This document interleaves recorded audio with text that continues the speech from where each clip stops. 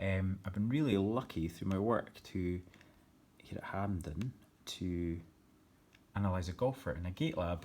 A Gait lab basically uses markers on the body to assess movement, and it creates an avatar. So we get a golfer into the lab and it picks up the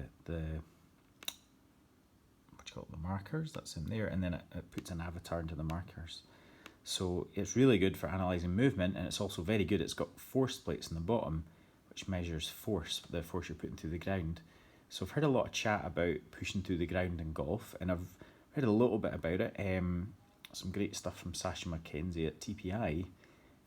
So the X movement is heel-toe movement. So this is the front foot we're looking at here. So these three graphs are for this foot here. So on the back swing, you'll see his weight going into his toe. Sort of starting to go into the toe now. And the graph's travelling towards down the way. And then as his weight goes onto his heel, you'll see it travelling the other way. Okay, and then the y-axis is movement right to left for a right-handed golfer. So like sway, not sway, but that direction.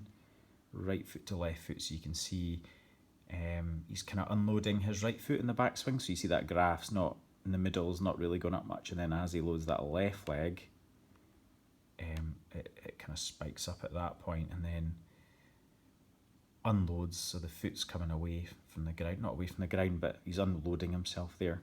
Now the interesting one is the vertical force. So vertical force is the z-axis, the bottom one. So at this point it's there. So we know this one has a relationship to how far you can hit it, how fast you can swing it. There's a couple of studies saying that how high you can jump and how much you can do a mid-thigh pull is correlated to club head speed. Now that's all vertical force, so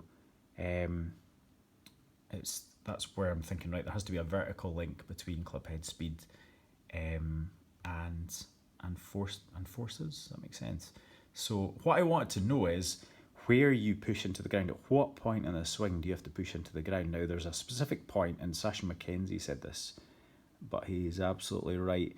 When the left arm is parallel to the ground, you reach your max vertical force. So you can see there, absolute peak force, and that's 1100 newtons, which I believe is 110 kilograms. So this chap's got 110 kilograms of force going through his left leg, approximately left arm parallel. So that's when you want to be pushing up through the ground. And in order to push the ground, you need to get into a squat position, but you have to squat before you push up. So you need to get to the bottom of your squat before left arm parallel, so then you can really push up at that point. There. And what that force does, it spins the pelvis that way and creates rotational speed. Very clever. Just like that. And you can see the forces all go down because he's exploding up the way. There's less weight in the ground, so all these values taper off because his left foot's up off the ground. Really interesting.